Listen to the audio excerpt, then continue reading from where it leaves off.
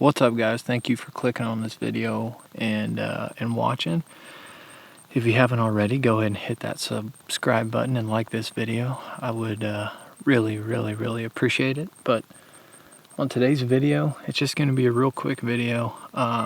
Today I'm out here on a scouting mission. I figured while I'm out here using this particular piece of equipment, I wanted to share it with you. And that particular piece of equipment is a spotting scope and how to turn it into a long lens.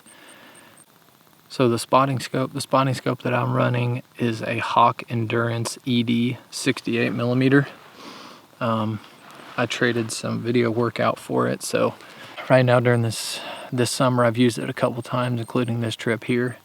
And I'm just going to talk about basically the attachment and how to put it together and mount it to your camera so you can get a long lens out of your spotting scope if you got one. On this particular spotting scope, the eyepiece screws off, and you can take that off like this.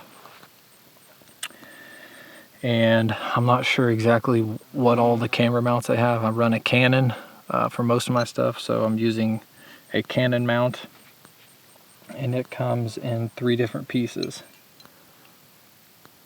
So you have the actual Canon EF mount side, and then you have the housing for the eyepiece. So all you do is unscrew the eyepiece off your spotting scope, put it in the housing like that, and then you have to close the housing, and there's a little groove right there with some screws,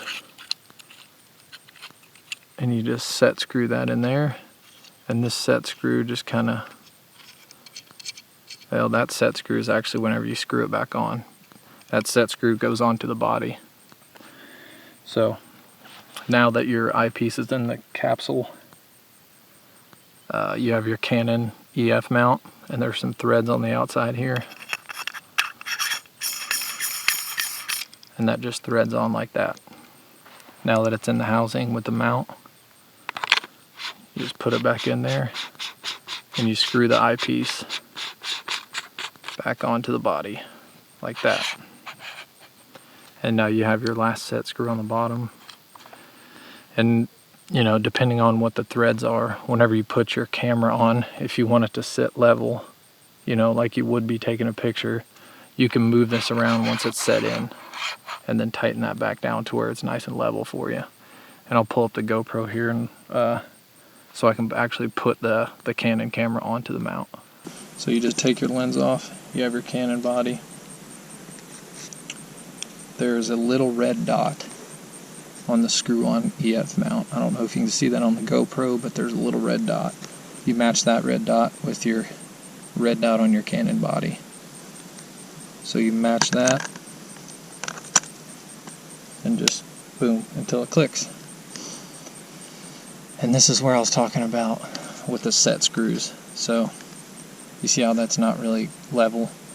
You can loosen that set screw and kind of level that out, and then pull that set screw tight, and now it's not going to go anywhere. Is there a deer over there? Nope. Thought I saw a deer. Another thing I like is that it has a tripod mount on the bottom, so you can mount your plate, whatever plate you're running for your tripod. That's essentially a necessity, honestly. It's very shaky footage. It's a must to put it on a tripod. This particular one has a couple focus wheels. You have one that's like a longer focus, and then one that's a little fine tuner. And if your camera has focus peaking on it, it's not great through this, I'm not going to lie, but it does work. It's just not the best. But and your picture's obviously not going to look as good as having like a bigger, you know, a Canon EF longer lens, like a 7200 or anything like that. But you know, for these really long shots like the scenario I'm in right now, I mean, even a 7200 wouldn't look that good. It just doesn't do enough. It's just not long enough. So I thought I'd just do a really quick video here. I've been using this a couple times this summer. I'm glad to finally get it out, and I thought I'd just share with you guys. And you know, I know there's other